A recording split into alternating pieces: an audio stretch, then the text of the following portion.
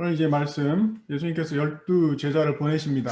지금까지는 예수님께서 직접 사역을 하셨습니다. 가르치시고 치유하시는 그런 사역을 하셨죠. 12제자들이 같이 이렇게 다니면서 주님이 하신 일을 보고 배웠습니다. 이제 어떤 때가 왔습니까? 이 제자들이 나설 차례가 되었습니다. 주님이 행하신 일들을 그대로 따라하면서 하나님 사역에 이제 동참할 때가 된 것이죠. 그래서 예수님께서 오늘 말씀에 그들을 보내십니다. 이게 바로 처음부터 주님의 뜻이었습니다. 그들을 보내시기 위함이었던 것이죠. 주님은 그들을 불러 모아서 무슨 소셜 클럽을 시작하려 하신 게 아닙니다. 멤버십을 받아가지고 특정한 사람만 받아들이고자 한 것도 아니라는 것이죠. 보내기 위함이었습니다. 그 첫 연습이 바로 오늘 말씀을 통해 이루어지고 있습니다. 세상을 구원하시고자 하는 주님의 계획, 방법이 무엇이었습니까? 오늘 그 제자들을 통해 역사하시는 주님을 보면 먼저 그들을 불렀죠. 그래서 우리가 아는 것처럼 그 예수님께서 그 12제자를 부르시고 이제 선택을 하셨는데 그 기준이 세상의 기준하고 많이 달랐던 것을 우리는 볼 수가 있습니다. 이 한 사람 한 사람이 대단히 평범한 사람들이었습니다. 근데 이 제자들은 순수했습니다. 마음이 순수했고 가르치면 이제 배울 줄을 알았습니다. 그리고 도움이 필요할 때 도움을 구할 줄도 알았습니다. 주님을 따르는 많은 무리가 있었는데 예수님은 먼저 12명이라는 그 작은 그룹으로 시작을 하신 것이죠. 그래서 그들에게 집중하시고 그들을 먼저 세우기 위함이었습니다. 그래서 12로 그치는 게 아니고 그들을 통하여서 군중들에게도 가고 또 열방에게도 하나님의 복음이 결론적으로 전파되기 위해서 그렇게 하신 것이죠. 예수님은 또 이 제자들과 함께 하신 것이죠. 함께 하셨습니다. 그들과 함께 함으로써 그들이 보고 또 따르고 배우게 하셨습니다. 함께 하심으로 기도를 어떻게 해야 되는 건지, 또 어떻게 살아야 하는 것인지, 또 어떻게 말씀을 전해야 하는 것인지 그의 삶을 통해 이제 보여주신 것이죠. 그리고 이제 오늘 말씀에 보면 그들 스스로 또 전도 여행을 가도록 하신 것이죠. 그들에게 어떻게 보면 이제 베이비 스텝, 첫 발걸음을 이게 걷게 함으로써 세상을 향한 그 주님의 계획에 동참하는 그 첫 발을 내딛게 하신 것이죠. 주님은 오늘 말씀해 보면 이 제자들을 그냥 보내지 않으셨습니다. 어떻게 보내셨습니까? 1절의 말씀 보니까 12제자를 불러 모으사 모든 귀신을 제어하며 병을 고치는 능력, 권위를 주셨다고 말씀을 하고 있습니다. 그들에게 능력과 권위를 power and authority를 주신 것이죠. 그들 힘으로 어떤 사역을 감당하는 게 아니고 주님이 주시는 권위와 능력으로 사역을 감당하는 것이죠. 그래서 이들은 예수 그리스도의 이름으로 나아갔습니다. 예수님의 권위와 능력을 위임받고 나갔습니다. 주님은 이걸 주시고 또 이제 보내신 것이죠. 제자들은 받고 나아갔습니다. 주시는 분이 없으면 이 제자들은 아무것도 아닌 것이죠. 교회도 마찬가지입니다. 교회의 존재 이유는 바로 예수입니다. 그분의 권위와 능력을 받는 것이고 그분의 이름을 선포하는 것이고 그분의 영광을 드러내는 것이 교회가 존재하는 이유라는 것이죠. 이토록 이제 부르신 이유, 바로 보내기 위함이었습니다. 주시는 이유, 그 이유도 보내기 위함이었습니다. 그래서 오늘 12제자를 이제 보내시는 것이죠. 누가복음 10장에 보면 70인을 세워서 보내십니다. 그리고 부활하신 뒤에 예수님은 제자들을 다시 또 보내십니다. 누가복음 24장 47절에 보면 그의 이름으로 죄 사함을 받게 하는 회개가 예루살렘에서 시작하여 모든 족속에게 전파될 것이라 하셨습니다. 이 일이 저절로 이루어지는 게 아니라는 것이죠. 가서 전하는 자가 있어야 합니다. 주님은 누가복음의 그 연장인 속편인 사도행전 1장 8절에서 그 일이 어떻게 이루어질 수 있는지를 말씀해 주셨습니다.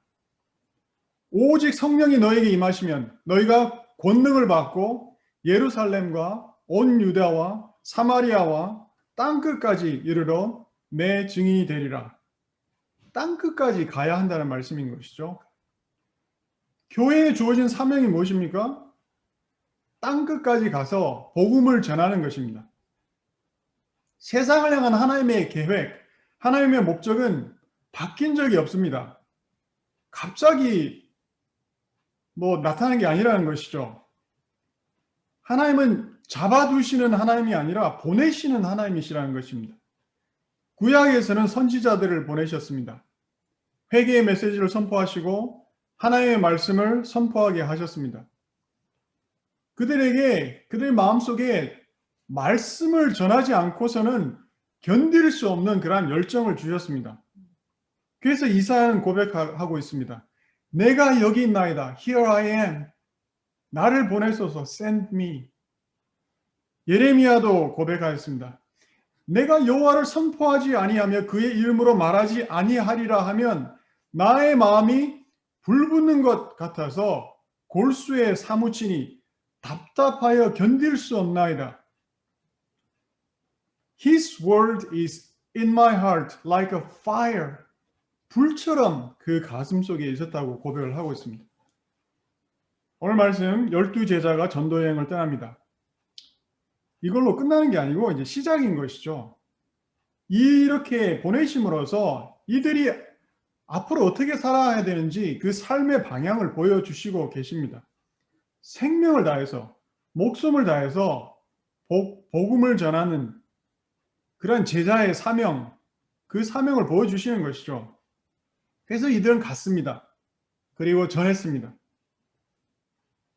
예수님이 부활하신 뒤에도 가서 전했습니다. 그리고 순교하였습니다. 십자가에 달려 죽기도 하고 창에 찔려 죽기도 하고 칼에 베어 죽기도 하였습니다. 교회의 사명도 마찬가지라는 것이죠. 여러분, 교회는 건물이 아닙니다. 교회는 살아있는 유기체라는 것이죠. 뛰는 가슴을 가진 주의 백성들이 호흡하고 움직이며 주님의 마음에 동참하는 살아있는 공동체라는 것입니다. 모이는 공동체지만 우리가 예배하러 모여야 되지만 그런 공동체지만 동시에 나가는 공동체라는 것이죠. 보내심의 사명에 순종하는 공동체가 바로 교회라는 것입니다. 제자들에게 예수의 권세를 주셨습니다. 귀신을 제어하며 병을 고치는 능력과 권세를 주셨다고 하였습니다. 그래서 이런 권세를 행사함으로써 하나님 나라가 임하였음을 보여주기를 원하신 것이죠. 그러면 우리가 이런 질문을 던질 수 있습니다. 그러면 지금도 이런 역사가 일어날 수 있는가? 물론 일어날 수 있습니다. 가능합니다. 지금도 이런 기적적인 역사가 일어날 수 있습니다. 근데 우리가 너무 이런 쪽으로 이제 치중하게 되면 위험합니다. 우리 한 가지 인식해야 되는 것은 그때하고 예수님 시대와 사도 시대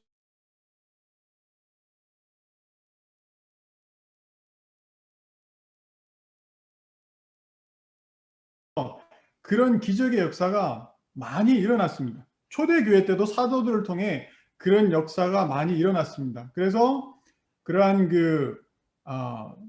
신유와 기적의 역사를 통해서 하나님 나라가 확장되고 정말 그 하나님 나라의 메시지가 선포될 수 있었다는 것이죠. 사도 시대하고 지금은 그런 점에서 좀 이제 다르다는 것을 우리는 인식을 해야 됩니다. 물론 하나님께서 지금도 병을 고치시고 기적을 행사하실 수 있습니다.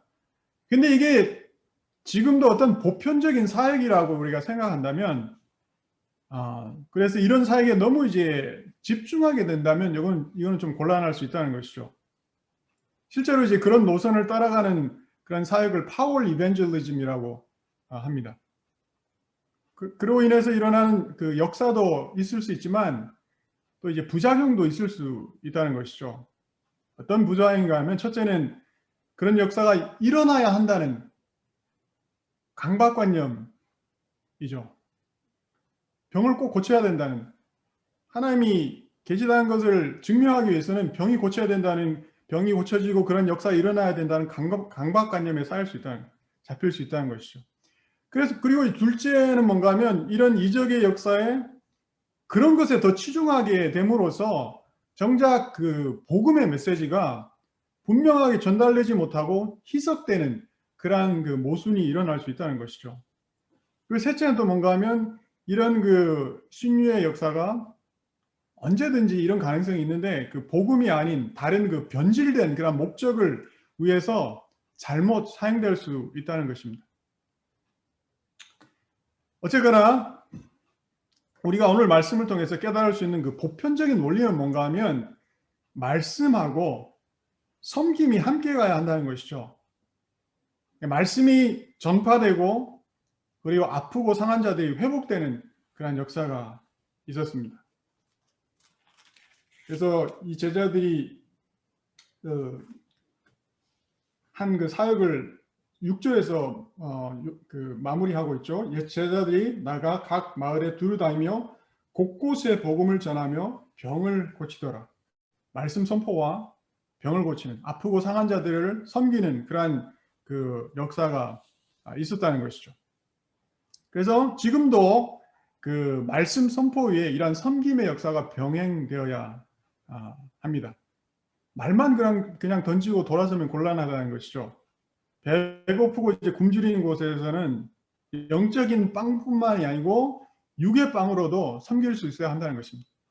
아프고 병든 곳에서는 말씀으로 영혼이 치유받을 뿐만 아니고 의학의 도움, 그리고 간호의 그 섬김, 의학의 섬김, 또 이제 기도의 섬김, 그러한 그 섬김이 함께 갈 수 있어야 한다는 것이죠. 예수님은 또한 제자들에게 뭐라고 그랬습니까? 아무것도 가지고 가지 말라고 하셨습니다. 3절 말씀이죠. 이르시되 여행을 위하여 아무것도 가지지 말라. 지팡이나 배낭이나 양식이나 돈이나 두 벌 옷을 가지지 말라고 말씀을 하고 있습니다. 이걸 두고 지금도 뭐 아무런 계획도 없이 보조 없이 뭐 선교사의 길을 떠난다 뭐 그런 말을 이제 한 사람이 있다면 이건 좀 이제 어리석은 그런 생각이죠. 물론 하나님께서는 어떻게 해서든지 그냥 주의 종들을 먹여 살리시죠. 가끔 저는 뭐 이런저런 사역자들을 보면서 저분은 어떻게 참 생활을 하시는 것인지 참 궁금할 때가 있습니다. 그런데 보면 이런저런 모습으로 하나님께서 참 채워주시는 그러한 것을 보았습니다. 풍요하지는 않더라도 부족하지도 않게 그냥 은혜 안에서 잘 살아가는 그러한 그 사역자들, 목사님들, 선교사들의 모습을 이제 보는 것이죠. 근데 이제 하나님께서 공급해 주신다고 그냥 뭐 무대포로 나가는 것, 이거 곤란하다는 것이죠. 특히 이제 장기 선교사로 나가고자 하는 사람들은 그 선교 그 기관에서 이제 먼저 후원처를 이제 찾게 하는 것이죠. 뭐 이 사람들이 뭐 하나님을 신뢰하는 그 신뢰가 부족해서 그런 후원처를 찾게 하는 게 아니라는 것이죠. 그게 아니라는 것입니다. 기도하면서 후원처를 찾고 구하는 것, 이것도 하나님을 신뢰하는 경로라는 것이죠. 그냥 맹신적인 어떤 자세로 갔다가 간 곳에서 막 이웃의 짐이 되고 뭐 민폐가 되면 이제 곤란하지 않겠습니까? 우리가 선교사로서 뭐 선한 영향력을 행사할 수 있는 그러한 존재가 되어야 되겠죠. 그래서 후원처가 있든지 아니면 그곳에서 뭐 잡을 잡아서 일할 수 있든지 뭐 그런 그 직업을 가질 수 있든지 뭐 해야 나가는 게 맞는 것이죠. 예를 들자면 뭐 어떤 특별한 기술이 있어서 그곳에서 일하든지 아니면 티칭을 하든지 뭐 이런 그 방법이 있어야 한다는 것입니다. 그래서 후원처를 믿는 게 아니고 후원처를 통해 공급해 주시는 그런 하나님을 신뢰하는 것이죠. 우리는 하나님을 이런저런 모습으로 공급해 주시는 그 하나님을 전적으로 이제 신뢰할 수 있어야 하겠습니다. 근데 이제 그 신뢰의 모습이 맨 땅에 그냥 헤딩하는 그런 모습으로 나타나야 하는 것은 아니라는 것이죠. 근데 여기 이제 예수님께서 이렇게 하신 이유가, 그렇게 말씀을 주신 이유가 뭐 한 몇 가지를 생각할 수 있는데, 지금 단기 선교, 소위 말하자면 잠시 머물다 오는 것이죠. 단기 선교는 성격이 좀 다르다고 말을 할 수 있을 것 같습니다. 잠시 머무르는 것이기 때문에 어떻게 보면 그 우리의 한계를 테스트할 수 있습니다. 그래서 이제 어떤 경우는 뭐 무전 선교 여행을 가기도 하는 것이죠. 제가 볼 때 뭐 그런 어드벤처를 하는 것, 그것도 이제 나쁘지 않다고 생각됩니다. 담대해지고 또 기도하게 되는 것이죠. 그래서 인간적인 어떤 한계에 처하게 될 때 어떻게 해야 되겠습니까? 하나님의 도움을 구해야 되겠죠. 그래서 그렇게 이제 기도하면서 하나님의 도움을 구하면서 믿음의 훈련을 받는 것이죠. 살려면 그렇게 해야 한다는 것이죠. 이 교회가 한 번은 그 밴쿠버 아일랜드에 있는 그 포트하디에 선교를 갔습니다. 그래서 그 팀 몇 년 전인지 기억이 잘 안 나는데 꽤 오래됐죠. 한 10년은 된 것 같습니다. 첫날 그 BBS를 하는데 아이들이 막 너무 말을 안 듣습니다. 아들이 막 거칠고 막 제멋대로 가지고 도저히 막 통제가 되지 않는 것이죠. 거의 뭐 난장판 정도까지는 아니었지만 거의 그 정도 수준까지 가는 그런 어려운 첫날을 보냈습니다. 그래서 그날 팀하고 이제 저녁 미팅을 하는데 팀 미팅을 하는데 팀원들의 표정을 보니까 정말 그 절망의 기운이 가득했습니다. 어떻게 일주일을 버틸 수 있을지 막 앞이 캄캄한 그런 그 모습이었습니다. 그래서 제가 나마저 그러면 안 되겠다 이런 생각을 하고 저도 이제 마음이 좀 무겁기는 무거웠죠. 근데 저는 이제 기본적으로 이제 믿음이 있었습니다. 그래서 이 팀원들 앞에서 이제 선포를 했습니다. 걱정하지 말라. 하나님을 믿으라. 분명히 더 나아지고 여러분들이 사역을 잘 감당하고 마칠 수 있을 것이라고 그렇게 말을 하고 그렇지 않으면 내가 책임을 지겠다. 그렇게 막 큰 소리를 쳤습니다. 다음 날이 됐는데 어떻게 되었겠습니까? 말썽 부리던 아이들은 아예 오지도 않았습니다. 아이들이 어찌된 일인지 정말 그 말을 잘 들었습니다. 분위기가 완전 180도 달라진 것이죠. 그래서 사역을 끝까지 잘 마칠 수 있었습니다. 우리가 이런 그 체험을 통해서 절망할 만한 상황인데도 절망하지 않고 하나님을 신뢰하는 법을 이제 배워나가는 것이죠. 사실 저희 교회는 그 단기 선교를 가면 너무 잘 먹습니다. 음식으로 섬기시는 분들이 식사 때마다 너무 이제 잘 준비해 주시기 때문이죠. 절대 뭐 불만이 있다는 말은 아닙니다. 불만 없습니다.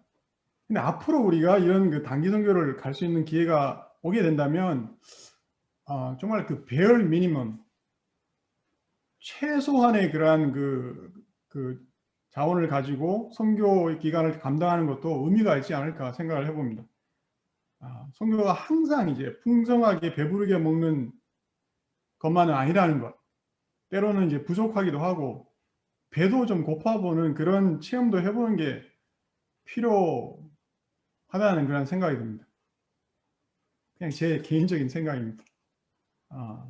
근데 그 당시에는 또 이제 예수님께서 이런 말씀을 하신 이유는 이런 그 itinerant teacher, 그러니까 다니면서 이렇게 가르치는 그런 선생들, 스승들이 있었고 그런 사람들이 있었습니다. 그리고 그 당시에 이제 중요한 그 사실 중에 하나가 뭔가 하면 그 풍습에 손님을 대접하는 그런 풍습이 있었던 것이죠. 그래서 그런 그 풍습 안에서 그 예수님이 아무것도 가지지 말라는 그런 말씀을 가지고 가지 말라는 그런 말씀을 주신 것이죠. 그래서 영접하는 집이 있으면 딴소리 말고 거기서 머물고 그리고 떠날 때가 되면 이제 떠나라는 것이죠. 어떻게 생각하면 지금 우리가 이런 그 모습을 보면 대단히 좀 우리 문화하고는 이질적인 그런 풍습인지도 모르겠습니다. 그런데 우리나라에서도 이런 풍습이 있었죠, 여러분. 지나가는 객을 맞이하고 먹여주고 재워주는 그런 풍습이 있었습니다. 그래서 사극을 보면 어떻습니까? 지나가는 선비가 뭐라 그럽니까? 이리 오너라 그러면 종이 와가지고 문을 열어주고 선비를 맞아주는 그런 그 풍습이 있었죠. 여러분 이런 이야기가 있습니다. 한 선비가 이제 과거 시험을 보기 위해서 이제 한양으로 가고 있었는데 충청도쯤 지나다가 이제 길을 잃었습니다. 하루 종일 헤매다가 이제 어느 이 선비가 기와집을 한 기와집을 발견을 합니다. 그래서 선비가 대문 앞에서 막 큰 소리로 외쳤죠. 이리 오너라. 아무 대답이 없어가지고 막 더 큰 소리로 막 외칩니다. 이리 오너라. 막 그랬더니 어디서 나타났는지 이리떼들이 막 떼를 지어가지고 선비를 공격하기 시작합니다. 그래서 혼비백상한 선비가 주랭랑을 치면서 겨우 이제 목숨을 건지게 되었다는 그런 이야기인데, 별 중요한 이야기 아니기 때문에 여기까지만 제가 하겠습니다. 여기서 우리는 그 두 가지, 오늘 말씀을 통해서 두 가지를 생각할 수 있어야 하겠습니다. 첫째는 앞에서 말씀드린 대로 하나님에 대한 그러한 그 전적인 신뢰를 배우는 것이죠. 둘째는 뭡니까? 하나님의 사역을 하는 자, 이런 그 접대를 받을 수 있고 또 그게 당연하다는 것이죠. 우리의 삶도 하나님을 신뢰하는 그런 믿음이 있어야 한다는 것입니다. 그런 믿음으로 살아가야 합니다. 근데 우리는 하나님 외에 무언가를 자꾸 이제 보태려고 하는 그런 경향이 있습니다. 그리고 보태지면 오히려 그 보태진 것들을 더 의지하려 한다는 것이죠.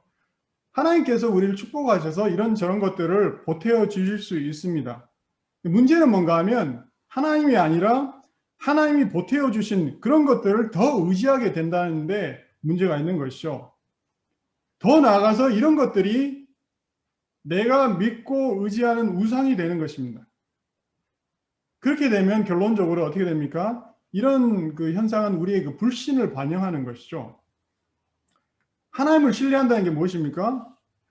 풍성함 속에서 재물이 나의 우상이 되지 않는 것이고, 빈약함 속에서도 재물이 나의 원수가 되지 않는 것입니다.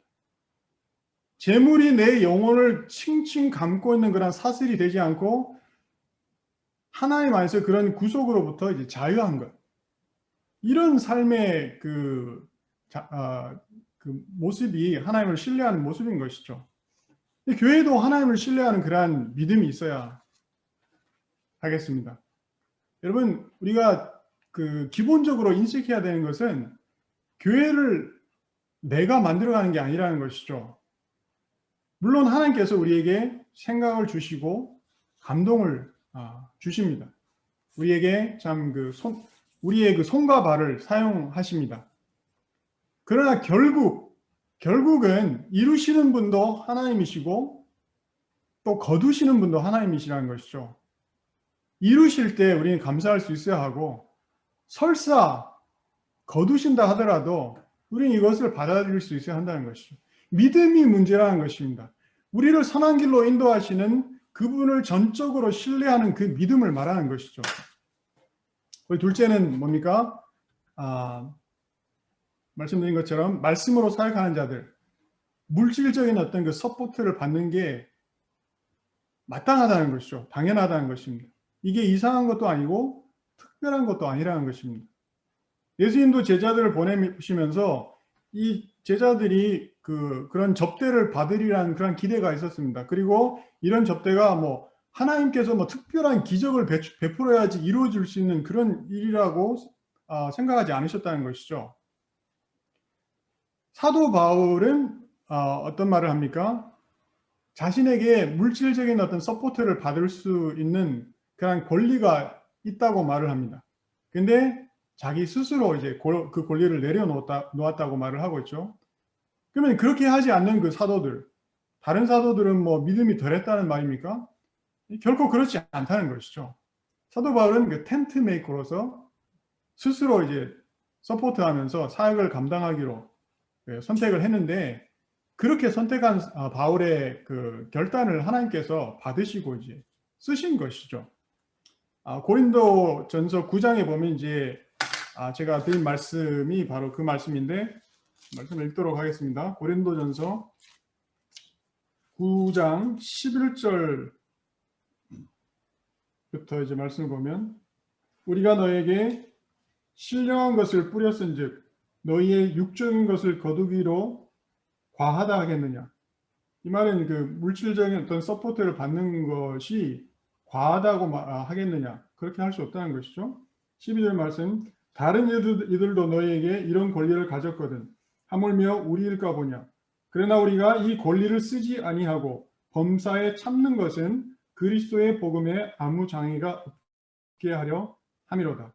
그래서 사도 바울의 그 어떤 개인적인 선택을 한 것에 대해서 말씀을 하고 있죠. 13절 말씀, 성전의 일을 하는 이들은 성전에서 나는 것을 먹으며 제단에서 섬긴 이들은 제단과 함께 나누는 것을 너희가 알지 못하느냐. 이와 같이 주께서도 복음 전하는 자들이 복음으로 말미암아 살리라 명하셨느니라.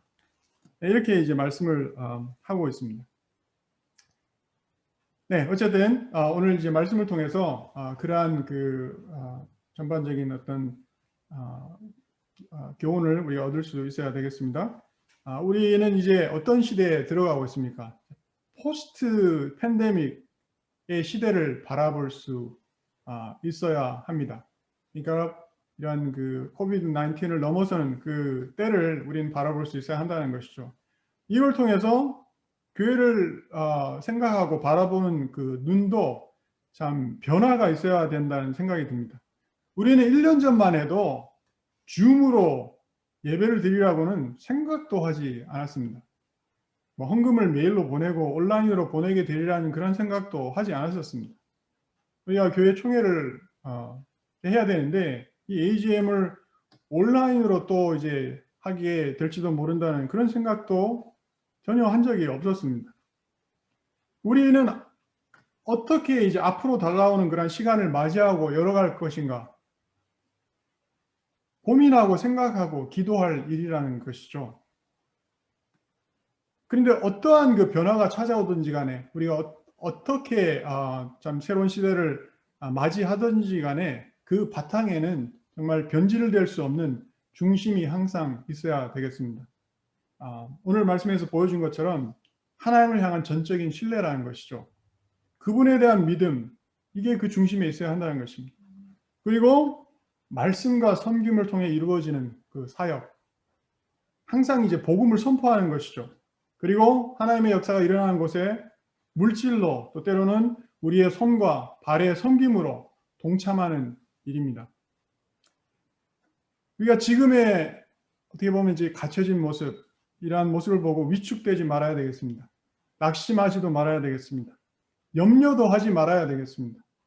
하나님을 믿고 그분을 신뢰할 수 있어야 되겠습니다. 하나님의 지혜를 구해야 할 때입니다. 그리고 소망을 품고 또 미래를 바라볼 그럴 때라는 것이죠. 교회뿐만 아니고 우리의 개인적인 삶도 마찬가지입니다. 위축되지 말고 낙심하지 말고 염려하지 말고 하나님을 신뢰하고 그분을 믿으시기 바랍니다. 그분 안에서 소망을 품고 또 우리 가정의 미래를 바라볼 수 있기를 바랍니다. 그런 은혜가 여러분 가운데 있을 수 있기를 축원합니다. 기도하겠습니다.